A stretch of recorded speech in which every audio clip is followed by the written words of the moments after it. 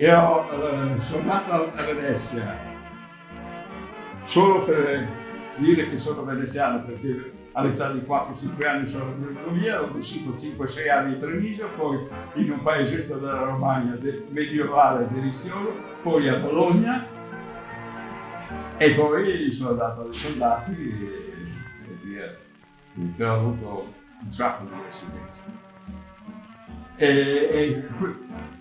Sono andato per la prima volta a Siracusa nel 1960 per l'avviamento dell'impianto, mi era piaciuto molto, poi ero andato in giro per il mondo, Africa, Asia, eccetera, però l'ultimo lavoro che mi è capitato era di nuovo a Siracusa, per cui ci sono andato, l'ho fatto e mi sono andato messo in pressione, ho fatto giocare qui. E Siracusa, vuol dire, non si conosce cos'è la nebbia, dalla camera da destra vedo il mare. E quando io vedo il mare dovunque sia mi sento a casa.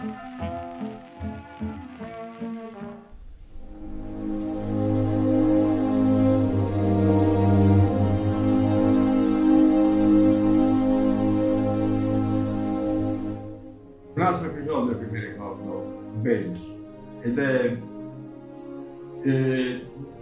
durante la ritirata di Roma siamo subito stati brindellati al bombardamento e io sono rimasto solo e ho continuato la ritirata prendendo dei camion al volo, eccetera, e sono arrivato in Toscana, zona di Arezzo, e mi sono fermato in una casa colonica e ho chiesto da mangiare.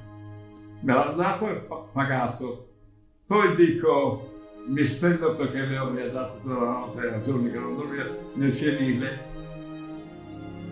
Mi sono svegliato con una pistola che mi faceva il solletico sotto il naso.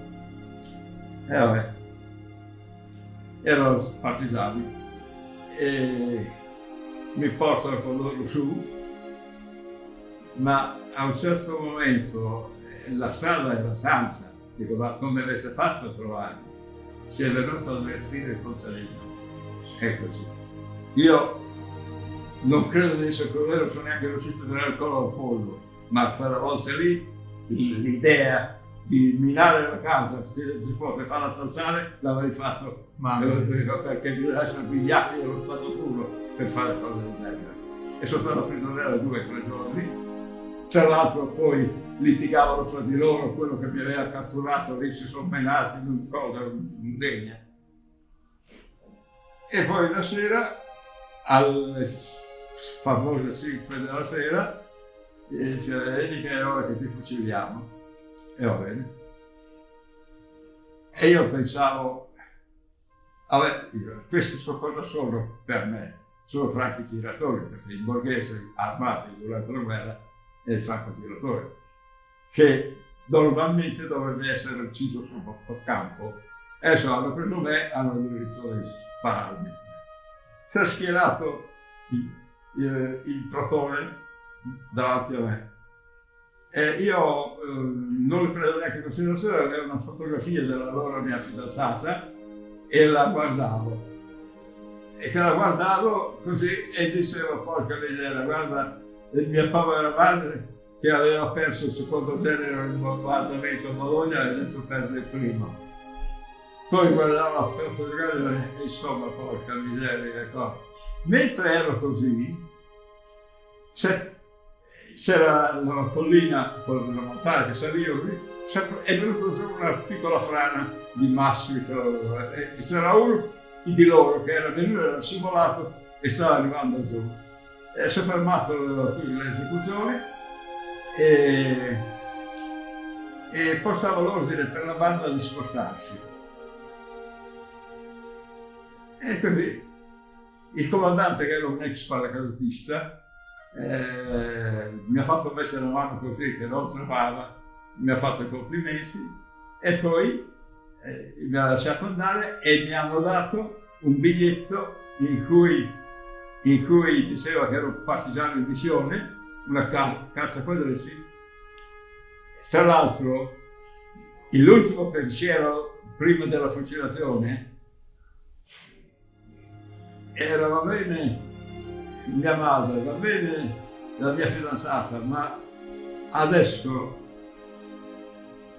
tra poco, saprò cosa c'è di là. E perché la procedura si era cambiata, perché uno ha detto noi siamo comunisti, abbiamo il nostro sistema, ed era dietro di me con una calma 9 sulla nuca. E io quello dico, vabbè, mi spareranno della nuca. Avevo già visto morire gente colpita in testa, dico saranno un minuto, 2 minuti, saranno terribili, ma sempre 2 minuti sono. Poi saprò cosa c'è di là. Quando ho capito che l'esecuzione, mi sono quasi sentito defraudato. Siccome a quel punto ci dovrò arrivare, so che c'è questo, che è una cosa, perché il mistero di tutti noi è che ora ci sia di là. Nessuno può raccontare che ora c'è di là, è come i miracoli, ma cosa vi dovete raccontare? Stupidate di qui del cervello, lì che cose non si può. Ci sono stati milioni di mutilati che hanno perso la gamba, hanno perso il braccio, magari uno che gli fosse ricresciuta, no? No? Proprio.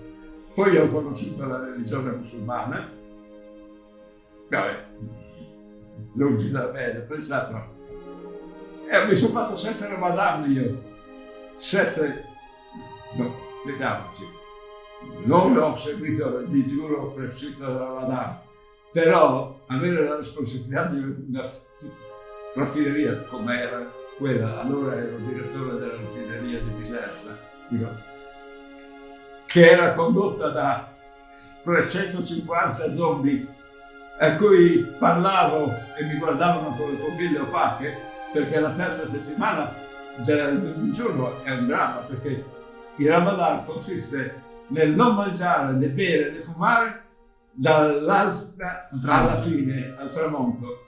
Al tramonto sparano un colpo di cannone e tutti quanti via che cominciano a mangiare, poi mangiano dopo, poi mangiano prima. Io non ho capito se sia un periodo di penitenza o di festa, comunque